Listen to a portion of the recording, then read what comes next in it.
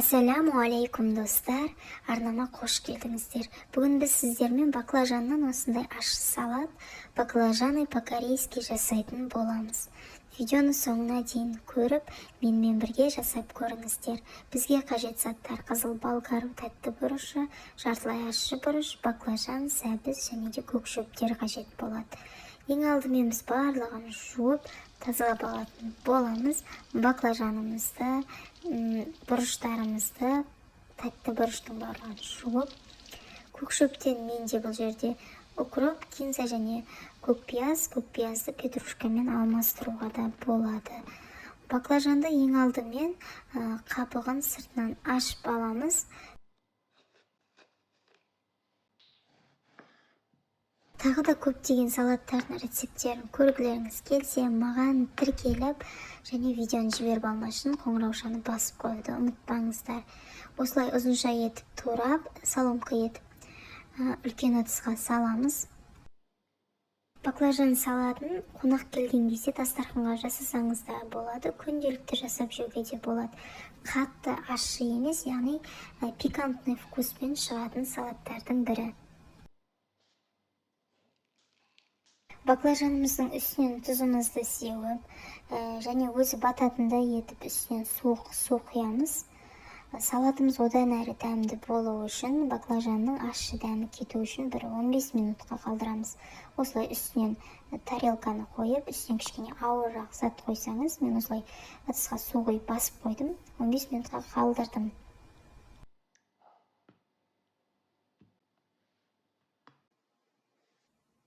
Он 15 минут өткеннен кейін, міне осылай біз баклажандарымызды аламыз. Судан кішкене қолымызбен осылай сығып, суын бөлек ыдысқа салып аламыз.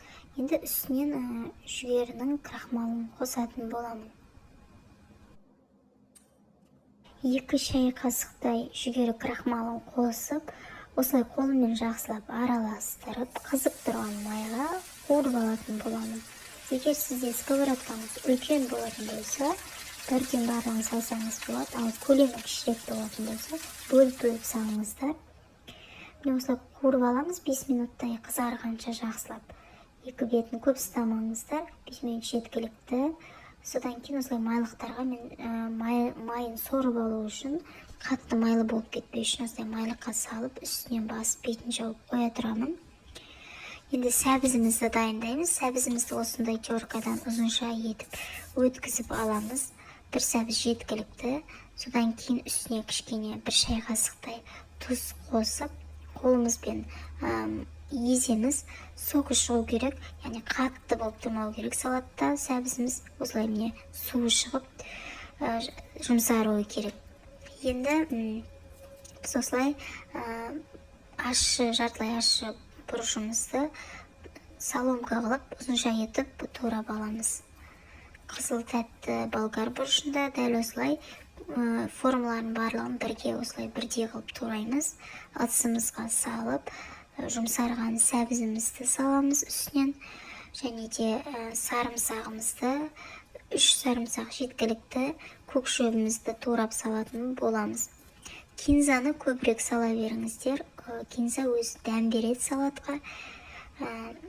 Салғаннан кейін енді специяларды саламыз. Бұл жерде менде қара бұрыш пен қызыл ащы бұрыш. Қызыл ащы бұрышты мен көп салмадым. Және соя соусын 2 шай қасықтай толық құйдым. Уксусты өзінің қалпағымен басындағы біреуі жеткілікті бізге.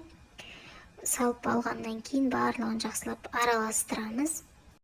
Мен салатыма тұз қоспадым, өйткені сәбіз бен баклажанда тұз жеткілікті. Сіздер дәміне қарап көресіздер. Осылай баклажанымызды салып алғаннан кейін қатты мұжбаймыз, бір араластырып аламыз. Салатты жылы күйінде дастарханға ұсына берсеңіздер де болады. Мен бірақ тағы да дәмі кіру үшін 1 сағаттай тоңазытқышқа қалдырдым. 1 сағат салат тынып, кішкене дәмі кірді.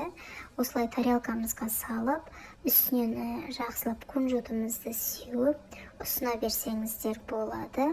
Егер де сізге рецепт ұнап, каналым пайдалы болып жатса, тағы да салаттардың рецепттерін жіберіп алмас үшін қоңыраушаны басып, маған тіркеле кетіңіздер. жасап көріңіздер, өте дәмді, тәбет ашатын салаттың бірі. Баршаңызға ас болсын.